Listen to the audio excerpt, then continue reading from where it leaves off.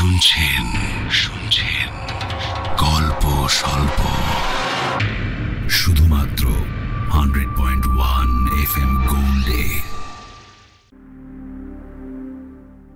দীনেন্দ্র কুমার রায় অবিভক্ত নদিয়ার মেহেরপুরের বাসিন্দা ছিলেন।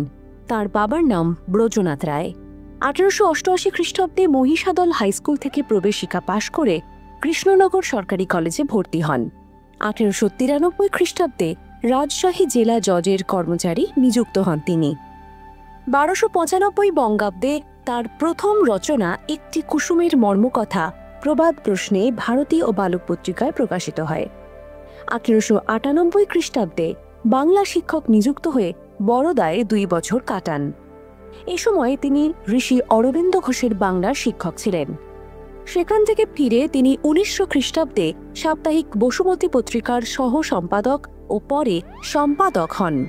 এই সময় নন্দনকানন মাসিক পত্রিকারও সম্পাদক ছিলেন তিনি। বাংলার পল্লী জীবন সম্পর্কিত তাঁর লেখাগুলি স্বয়ং রবীন্দ্রনাথ ঠাকুরকেও মুগ্ধ করেছিল। আজ গল্প স্বল্পতে শুনবেন দীনেন্দ্র কুমার রায় রচিত কাহিনী গল্প লেখার বিড়ম্বনা। আজ গল্প পাঠে থাকছে সুদীপ্ত, অর্ণব, সোমক, অরিজিৎ, অমরজিৎ, রাজীব ও সৌরদেব।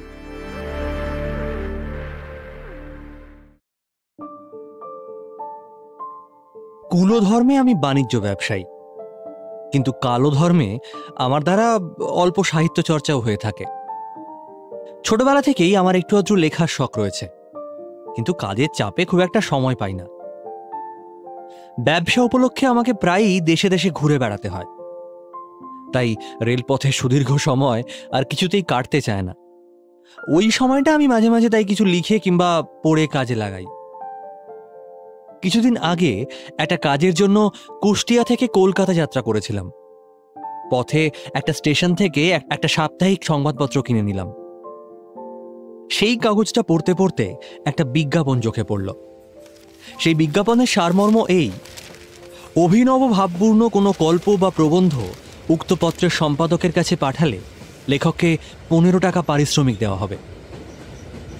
খবরের কাগজ পড়া শেষ হলো, আর কিছু করবার নেই। কোনো লেখাও আপাতত মাথায় নেই, সঙ্গে কোনো বইও নেই। প্যাসেঞ্জার ট্রেন আস্তে আস্তে এগোচ্ছে। খুব বিরক্ত লাগছিল। সংবাদপত্রের সেই বিজ্ঞাপনটার কথা মনে পড়ল। ভাবলাম চুপ করে বসে না থেকে ওই কাগজটার জন্যই কিছু লিখি না কেন। 15 টাকা অবহেলা করা সহজ নয়, কিন্তু তবু পাঠককে বোধহয় বলা বাহুল্য যে ঠিক ওই সময় 15 টাকার লোভে কল্পনা দেবীর যে শরণ নিলাম তা নয়। কয়েক মাইল যেতে যেতেই একটা গল্প লিখবার বিষয় ঠিক করে নিলাম। বুঝতে পারলাম গল্পটা বেশ জমাট হবে। খুব উৎসাহের সাথে পোর্টম্যান্টো থেকে একটানা শ্রীরামপুরের কাগজ বার করে লিখতে আরম্ভ করলাম। লেখা প্রায় শেষ হতে দেখলাম সূর্য অস্ত গিয়েছে। ধীরে ধীরে চারদিক অন্ধকার হয়ে আসলো। আমি কাগজগুলো গুছিয়ে কামিজের পকেটে রেখে গাড়ির জানলায় মুখ বের করে বসলাম। সুন্দর সন্ধ্যাবেলা, সামনে সবুজ ঘাসে ভরা মাঠ, দূরে অন্ধকার ঘেরা বাঁশবন আর গাছ দেখা যাচ্ছে। রেলের রাস্তার দুপাশে লম্বা লম্বা ঘাসের মৃদু কম্পনও শোনা যাচ্ছে। এই সব দেখতে দেখতে অন্যমনস্কভাবে আমার সেই গল্পের কথা চিন্তা করতে করতে স্থান কাল সব ভুলে গেলাম।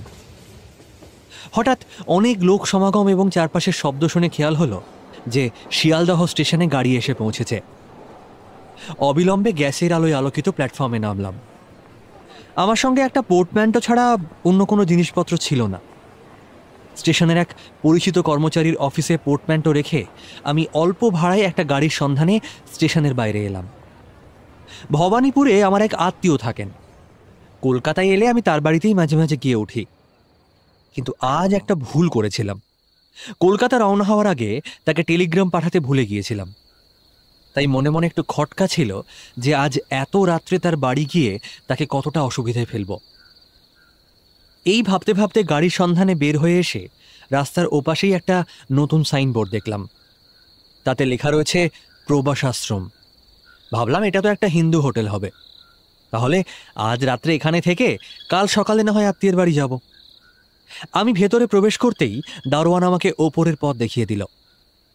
হোটেলের মালিক মুখুর্জি মশাইয়ের সঙ্গে দেখা করে আমার অভিপ্রায় ব্যক্ত করলাম। তিনি যত্ন করে আমাকে হোটেলের সব ঘরদোর দেখালেন। দেখলাম ঘরগুলো বেশ পরিষ্কার পরিচ্ছন্ন, এবং জানতে পারলাম যে খাবার দাবারের খরচ আর বাড়ি ভাড়াও খুব একটা বেশি নয়। কিন্তু আমার সাথে কোনো জিনিসপত্র না দেখে বোধহয় মুখুর্জি মশাইয়ের মনে একটু সন্দেহ উদয় হলো। তিনি একটু ইতস্তত করে কিছুক্ষণ পর জিজ্ঞাসা করলেন, বলছি যে মশাইয়ের সঙ্গে কোনো জিনিসপত্র নেই?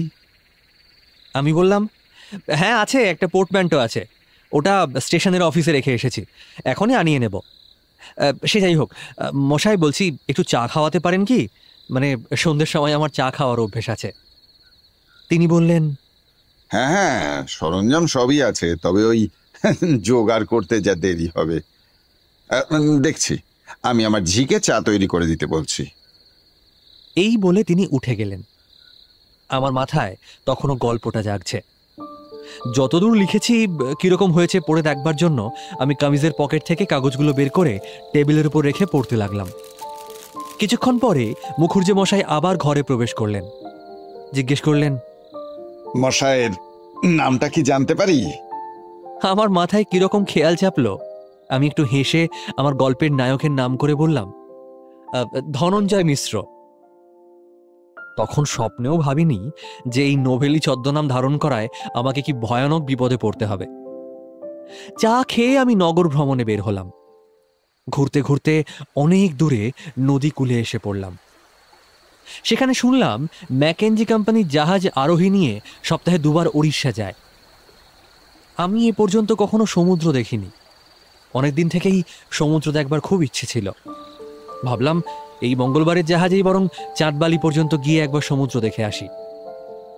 হোটেলের বন্দোবস্তে আমি বেশ প্রীত হয়েছিলাম, তাই ভাবলাম যে এই কদিনের জন্য আর আত্মীয়ের বাসায় নড়চড় না করে এখানেই থাকব।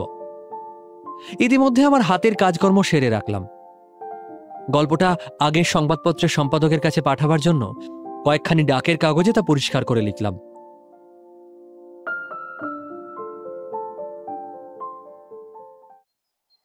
মঙ্গলবার আসলো। আমি যাত্রা করবার জন্য প্রস্তুত হলাম। কাজকর্ম আগেই শেষ করেছিলাম, কিন্তু শুনলাম যে রাত প্রায় 9টার সময় জাহাজে পৌঁছে দেবার জন্য নৌকো ছাড়বে। সুতরাং ধীরে ধীরে ইডেন গার্ডেনে চলে গেলাম। সেখানে এক বিদ্যুতের আলোকে উদ্ভাসিত শ্যামলকুঞ্জে কাঠের আসনে বসে মুগ্ধ চোখে চারিদিকে তাকিয়ে দেখতে লাগলাম। হঠাৎ মনে হলো, হোটেলে মুখুর্জি মশাইকে তো যাওয়া সম্বন্ধে কোনো কথাই বলা হয়নি, আর গল্পটা লিখে বাসাতেই ফেলে এসেছি। ঘড়ি খুলে দেখি রাত প্রায় 8:30। তখনই ট্রাম গাড়িতে বাসায় ফিরে এলাম। কাগজগুলো বিশৃঙ্খলভাবে ছড়ানো ছিল, সেগুলো কুড়িয়ে পকেটে পুরলাম। একবার মুখুর্জি মশাইয়ের খোঁজ করলাম, শুনলাম তিনি নাকি বাইরে গিয়েছেন। আর অপেক্ষা করা ঠিক নয় বুঝে তাড়াতাড়ি নেমে এলাম। বাইরের দরজায় তার সাথে দেখা হলো। তাকে বললাম, চাঁদবালি যাচ্ছি, 2-4 দিনের মধ্যেই নিশ্চয়ই ফিরে আসব, এখন আসি। নদী তীরে পৌঁছে দেখলাম নৌকো ছাড়তে আর দেরি নেই। তাড়াতাড়ি তাতে উঠে পড়লাম। সিগল জাহাজের একটা উজ্জ্বল আলোকপূর্ণ কক্ষে আমার জায়গা হলো। সারা দিন বড্ড পরিশ্রম হয়েছিল, তাই তাড়াতাড়ি ঘুমিয়ে পড়লাম। পরের দিন খুব সকালে অনেক স্টিমারের বাঁশির আওয়াজে আমার ঘুম ভাঙল। সূর্য ওঠার আগেই জাহাজ ছেড়ে দিল। স্টিমার সশব্দে ছুটে চলল। কলকাতা থেকে আস্তে আস্তে দূরে চলে যেতে লাগলো। তাড়াতাড়ি আগের দিন কোনো কাজ ভুল করেছি কিনা একটা চেয়ারে বসে সেটাই ভাবতে লাগলাম। মনে পড়ল একটা কাজ বড্ড অন্যায় হয়ে গেছে। মুখুর্জি মশাইকে যাওয়ার খবরটা তো দিলাম, কিন্তু তার প্রাপ্যের মধ্যে 1 পয়সাও দিয়ে আসেনি। ভদ্রলোক সেদিন একেই আমার উপর অবিশ্বাসের ভাব দেখাচ্ছিলেন। এই ব্যাপারের পর কি আর তার আমার প্রতি বিশ্বাস থাকবে? কিন্তু এখন তো আর ভেবে কোনো লাভ নেই, তাই ঠিক করলাম যে ফিরে এসে তার সমস্ত টাকা কড়ি মিটিয়ে দেব। বৃহস্পতিবার বেলা 11টার পর স্টিমার আমাদেরকে চাঁদবালি নামিয়ে দিল। এখান থেকে একটা স্টিমার যাত্রী নিয়ে কটক যায়। যারা কটক বা পুরী যাবে বলে এসেছে তারা কটক স্টিমারে যাওয়ার জন্য প্রস্তুত হতে লাগলো। আমার তো কটক যাওয়ার দরকার নেই, সুতরাং একটা হোটেলের সন্ধানে বের হলাম। অল্প চেষ্টাতে একটা হোটেলও পেলাম, সেটা ভাড়া নেওয়া গেল। একটু বেলা পড়তে ঘুরতে বেরোলাম। দেখবার তেমন কিছু নেই, তাও অনেক ঘুরে সন্ধ্যের পর বাসায় ফিরলাম। একটা ঘরে বসে বিশ্রাম করছি, এমন সময় হোটেলের একজন উড়িয়া চাকর এসে আমাকে বলল, 2 জন বঙ্গাড়ী আসিছন্তি, আপনাকে সঙ্গে দেখা করিবে। আমি অবশ্য তাদেরকে ভেতরে আনতে বললাম, কিন্তু চাকরটার কথায় আমি একটু অবাক হলাম। আমি নতুন এখানে এসেছি, কারোর সাথে আলাপ নেই। আমার পরিচিত কোনো ব্যক্তি যদি থাকেও, তাহলেও তিনি যে আমার এখানে আসার সংবাদ পেয়েছেন তা তো মনে হয় না। কিছু বুঝতে না পেরে চিন্তা করছি, এমন সময় 2 জন গৌরবর্ণ বাঙালি সেই ঘরে প্রবেশ করলেন। একজনের বয়স প্রায় 40 বছর, আর আরেকজন অল্প বয়স্ক। বয়োজ্যেষ্ঠ ব্যক্তিটি তার তীক্ষ্ণ চোখ দুটি আমার মুখের ওপর স্থাপন করে গম্ভীরভাবে জিজ্ঞাসা করলেন, আমার মনে হয় আপনি ধনঞ্জয় মিশ্র। তাদেরকে বসতে বলবো কি? আমি নিজেই হতবুদ্ধি হয়ে গেলাম। কিন্তু হঠাৎ আমার গল্প মনে পড়ায় বললাম, হ্যাঁ, আমি এই নামেই পরিচিত বটে, কিন্তু আচ্ছা, আপনাদের কোনো প্রয়োজন আছে? হঠাৎ কি ব্যাপার? কোনো উত্তর না দিয়ে তিনি আমার হাতে একটা কার্ড দিলেন। দেখলাম তাতে ইংরেজিতে ছাপা আছে, আর ব্যানার্জি, ডিটেকটিভ, বালেশ্বর। আমি আরও আশ্চর্য হলাম। বললাম, আচ্ছা, আপনারা কে তা তো বুঝলাম, কিন্তু আপনারা এখানে কেন সেটাই তো বুঝতে পারছি না। উত্তর পেলাম, হ্যাঁ, আপনি এরকম বলবেন তা আমরা অনেকক্ষণ জানি, কিন্তু মশাই আমাদের কাছে ফাঁকি দিয়ে যাওয়া একটু কঠিন। তার স্বর গম্ভীর কিন্তু শ্লেষপূর্ণ। আমি বললাম, ব্যাপারটা কি একটু খুলে বলবেন? কিছুই না, কিন্তু আমি 2-1টা প্রশ্ন আগে জিজ্ঞাসা করব। হ্যাঁ, নিশ্চয়ই করুন। তার মানে আপনি স্বীকার করছেন যে আপনার নাম ধনঞ্জয় মিশ্র? না, তা ঠিক নয়, তবে কলকাতায় একদিন আমি ওই নামটা ব্যবহার করেছিলাম। মঙ্গলবার সন্ধ্যের সময় আপনি কলকাতা ছেড়ে এসেছেন? হ্যাঁ। কলকাতায় আপনি শিবু মুখুর্জের হোটেলে ছিলেন? হ্যাঁ, নিশ্চয়ই। হ্যাঁ। হোটেলের প্রাপ্য আপনি সব চুকিয়ে দিয়ে এসেছেন? আসলে খুব তাড়াতাড়ি চলে এসেছি তো, ফিরে গিয়েই আমাকে বাধা দিয়ে সেই ভদ্রলোকটি বললেন, ব্যাস, আমি আর কিচ্ছু শুনতে চাই না। আপনাকে আমরা খুঁজছি। আপনার অপরাধ কি তা বলার আগে আপনাকে সাবধান করে দিচ্ছি যে আপনি বুঝে সুঝে উত্তর দেবেন, কারণ আপনার কথাই আমরা আপনার বিরুদ্ধে প্রমাণস্বরূপ ব্যবহার করব। আমার আর বিস্ময়ের সীমা রইল না। ক্রোধ ও ঘৃণা ভরে আমি চিৎকার করে বললাম, কেন আপনারা এরকম প্রলাপ বকছেন বলুন তো? আপনাদের কি ভ্রম হয়েছে? আমার অনুসন্ধান, আমাকে সতর্ক করে দেওয়া, আমার অপরাধ, আপনারা কি সব বলছেন? আগের ভদ্রলোকটি উত্তর দিলেন, দেখুন মশাই, বেশি গোলমাল করবেন না। আপনার অপরাধ আপনাকে বললে আশা করি আপনি শান্তভাবে আমাদের সঙ্গে আসবেন। আপনার অপরাধ এই যে আপনি খুন করেছেন, আর প্রকারান্তরে তা আপনি স্বীকারও করেছেন। এর বেশি আর আপনাকে বলার প্রয়োজন দেখছি না। আপনাকে গ্রেপ্তার করা আমার কর্তব্য, তাই আমার সঙ্গে এক্ষুনি থানায় যেতে হবে আপনাকে। আমি তাকে বোঝাতে চেষ্টা করলাম যে তারা এখন কোনো গুরুতর ভুল করছেন। আমি এই হত্যাকাণ্ড সম্পর্কে কিছুই জানি না, কিন্তু সে কথা গ্রাহ্য করে কে? যাই হোক, যখন মন একটু স্থির হলো, তখন তাদের সাথে থানায় যাওয়ায় শ্রেয় বিবেচনা করলাম। অবিলম্বে একটা গাড়ি আনানো হলো। আমি চলতে চলতে আবার চিন্তামগ্ন হলাম। ভাবলাম বোধহয় স্বপ্ন দেখছি, কিন্তু স্বপ্ন কি কখনো এরকম হয়? ব্যাপারটা যে কি তা কিছুতেই বুঝতে পারলাম না। তবে নিশ্চয়ই এর মধ্যে কোনো গূঢ় রহস্য আছে। আমার স্বদেশে কি এরকম কোনো লোক আছে যে আমাকে এভাবে দোষারোপ করতে পারে? ভেবে চিন্তে কিছুই স্থির করতে পারলাম না, কিন্তু ডিটেকটিভের গলার আওয়াজেই আমার চিন্তাস্রোত অবরুদ্ধ হলো। তিনি বললেন, আমাদের এখানেই নামতে হবে। আমরা গাড়ি থেকে নামতে পাহাড়ওয়ালা আমাকে একটা ছোটখাটো ঘরে নিয়ে গেল। এটাই থানা। এখানে আমার মোটামুটি জবানবন্দি শেষ হলে একটা ক্ষুদ্র অন্ধকারময় ঘরে আমাকে আবদ্ধ করা হলো। বলা বাহুল্য, আমার সমস্ত আপত্তি বৃথা হলো। সেই গারদ ঘরে আমাকে অনেকক্ষণ থাকতে হয়েছিল, কিন্তু তখনও আমি গল্পের কথা ভুলিনি। পকেট থেকে আস্তে আস্তে কাগজগুলি বের করলাম। ঘর অন্ধকার বলে তা পড়তে পারলাম না। কাগজগুলি ঠিক আছে কিনা জানবার জন্য তা গুনতে আরম্ভ করলাম। কিন্তু আশ্চর্যের বিষয় এই যে 16খানির পরিবর্তে দেখছি 15খানি কাগজ রয়েছে আমার সাথে। আবার গুনলাম, হ্যাঁ তাই তো, 15টাই তো রয়েছে। বড়ই বিরক্ত বোধ করলাম। কলকাতা ছাড়ার আগেই সম্পাদকের কাছে পাঠানো উচিত ছিল, তাড়াতাড়িতে তা হয়ে ওঠেনি। এখন আবার এই একটা কাগজ কোথায় পড়েছে খুঁজতে হবে। তারপরেই আমার মনে হলো গল্পের কোন পাতাটা হারিয়েছে সেটা দেখতে হবে। আগেই বলেছি ঘর অন্ধকার, সুতরাং সেই বিষয়েও খুব একটা সুবিধে করতে পারলাম না। একবার নয়, দুবার নয়, 10-12 বার পকেটে হাত দিয়ে খুঁজলাম, সেই কাগজ আর পেলাম না। পকেটে থাকলে তো পাবো। তখন মনে হলো কলকাতার হোটেলেই হয়তো ফেলে এসেছি। অনেকক্ষণ পরে একটা চাপরাশি এসে একটা আলো জ্বেলে দিল। আমি আরেকবার পকেট থেকে কাগজগুলো বের করলাম। খুব আগ্রহের সাথে হালকা আলোয় সেটা পরীক্ষা করে দেখলাম গল্পের সব থেকে আকর্ষণীয় অংশটা যে কাগজে ছিল সেটাই আমি হারিয়ে ফেলেছি। আর সেই কাগজটাতেই দুরাচার ধনঞ্জয় মিশ্রের, মানে আমার গল্পের নায়কের আত্মদোষ স্বীকারের কথা বর্ণিত হয়েছিল। হঠাৎ আমার মাথার ভেতর দিয়ে বিদ্যুৎ ছুটে গেল। এতক্ষণ পরে ব্যাপারটাকে একটা বুঝতে পারছি বলে চিৎকার করে ডাকলাম, চাপরাশি, চাপরাশি! इतना गोल मत करो।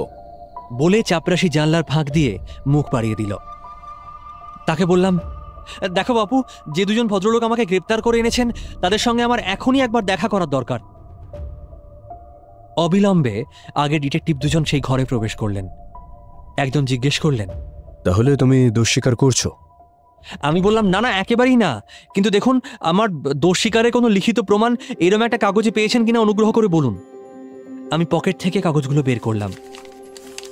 যার সাথে আমার কথাবার্তা হয়েছিল তিনি বললেন, এই সমস্ত খবর আমরা এখনো পর্যন্ত জানতে পারিনি। বিশুদ্ধ খুনের অপরাধে আপনাকে গ্রেপ্তার করার জন্য টেলিগ্রামে আমরা খবর পেয়েছিলাম। অতি কষ্টে সমস্ত রাত অতিবাহিত করে সকালে বিছানা ত্যাগ করলাম। অল্পক্ষণ পরেই খবর পেলাম টেলিগ্রাম এসেছে। কলকাতা থেকে নাকি একজন পুলিশ কর্মচারী আমার বিষয়ে তদন্তের জন্য আসছেন। আগামীকালই চাঁদবালি পৌঁছবেন। কি যন্ত্রণায় যে সেদিন সারাটা দিন আমি কাটালাম তা বলে প্রকাশ করতে পারবো না। বেলা 12টার সময় কলকাতার পুলিশ এসে পৌঁছলেন। তিনি আমার সঙ্গে দেখা করতে এলে আমি তাকে বুঝিয়ে বললাম যে আমি একটা গল্প লিখছিলাম। এই লিখিত খোলা কাগজগুলো আনবার সময় ঘটনাক্রমে একটা কাগজ বাসায় ফেলে এসেছি। এই বলে সেই 15খানি কাগজ তার হাতে দিলাম। তিনি সেগুলো নিয়ে চলে গেলেন। অল্পক্ষণ পরে ফিরে এসে হাসতে হাসতে বললেন, আপনি এ যাত্রা খুব বেঁচে গেলেন। কলকাতায় আপনার কথা নিয়ে ভারী আন্দোলন আরম্ভ হয়েছে। আপনাকে গ্রেপ্তারের জন্য অনেক জায়গাতেই টেলিগ্রাম হয়েছে। সে কথা যাক, কিন্তু আপনি একটা কথা বলুন তো, আপনি আপনার গল্পের নায়কের নাম কেন যে নিজের নাম বলে ব্যবহার করলেন তা তো বুঝতে পারলাম না। আমি বললাম, আরে আমার নামটি খুব সুদীর্ঘ, আর হোটেলের মুখুজ্জে মশাই যখন আমার নাম জিজ্ঞেস করেছিলেন আমি তখন এই ধনঞ্জয় মিশ্রের গল্পই লিখছিলাম। তাই নিজের নাম না বলে একটুও চিন্তা না করেই বললাম যে আমার নাম ধনঞ্জয় মিশ্র। তখন কি আর জানি যে এর জন্য এত ভুগতে হবে? পুলিশ কর্মচারীটি বললেন, বুধবারের বেলা 2টোর সময় হোটেলের সেই ব্রাহ্মণ আমাদের আপিসে এসে চুপি চুপি বললেন, বলছি যে একজন খুনি এসে আমার হোটেলে ছিল, একটা পয়সাও দিয়ে যায়নি। কাল রাতে পালিয়েছে, বলে গেছে চাঁদবালি যাচ্ছি। কোথায় যে গেছে কে জানে। সে কাকে একটা চিঠি লিখেছিল, তাড়াতাড়িতে ফেলে গেছে। এই যে। এই বলে একখানি ডাকের কাগজে লেখা একটা চিঠি আমাদের দিয়ে গেল। আমরা সেই চিঠি দেখেই চারদিকে টেলিগ্রাম করেছি। খবরের কাগজওয়ালারাও খুব লিখছে। এমন ভুলও মানুষের হয়। কি বিপদ, কি বিপদ। হাসতে হাসতে তিনি আমার সেই সমস্ত বিপদের কারণ গল্পের পাতাখানি আমার হাতে দিলেন। তাতে কি লেখা ছিল জানবার জন্য অনেকেই হয়তো উৎসুক হবেন, তাই ওই পাতায় যেটা লেখা ছিল তার মর্ম এরকম: আমার নাম ধনঞ্জয় মিশ্র নয়। যে লোকের এই নাম ছিল তার বাড়ি এলাহাবাদে। ঢাকায় তার একটা অলংকারের দোকান ছিল। আমি তার দোকানের মুহুরি। একদিন লোভে পড়ে রাত্রে তাকে হত্যা করি এবং মাটিতে পুঁতে রাখি। নানান কৌশলে প্রথমে আমি পুলিশকে আমার প্রতি সন্দেহ করতে দিই না। ঝামেলা একটু কমলে এর আগে যেসব টাকা কড়ি লুকিয়ে রেখেছিলাম তা নিয়ে আমি পালিয়ে যাই। কিন্তু পাপির মনে শান্তি কোত্থেকে আসবে? অশান্তভাবে দেশে দেশে ঘুরতে ঘুরতে হঠাৎ সংবাদ পেলাম যে পুলিশ আমার প্রতি সন্দেহ করে আমার পিছু ধাওয়া করছে। সুতরাং আবার পালালাম। কোথায় যাব জানি না, বাঁচবার আর কোনো আগ্রহ নেই। কিন্তু তুমি আর আমার খোঁজ করো না, এই জগতে বোধহয় আর দেখা হবে না। ইতি।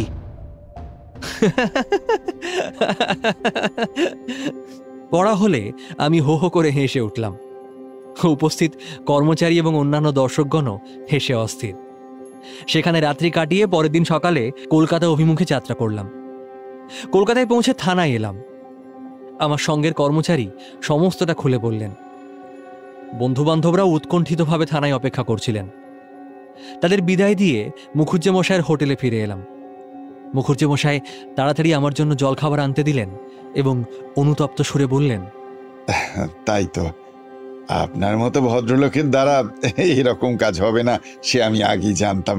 তবে জানেন, এই পুলিশের লোকেরা না বড় খারাপ, একটুতেই একবারে তোলপাড় করে তোলে। সেই থেকে আমার গল্প লেখার উৎসাহ অনেকটা শীতল হয়ে গেছে।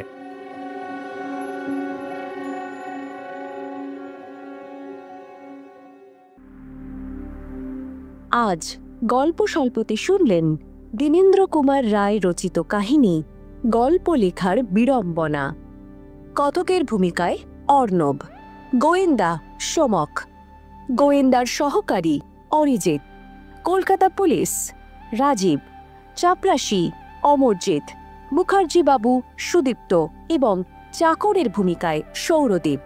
সম্পাদনা ও আবহ অর্ণব, গল্পের সূত্রধার সৌমি, সমগ্র পরিকল্পনা শুভদা।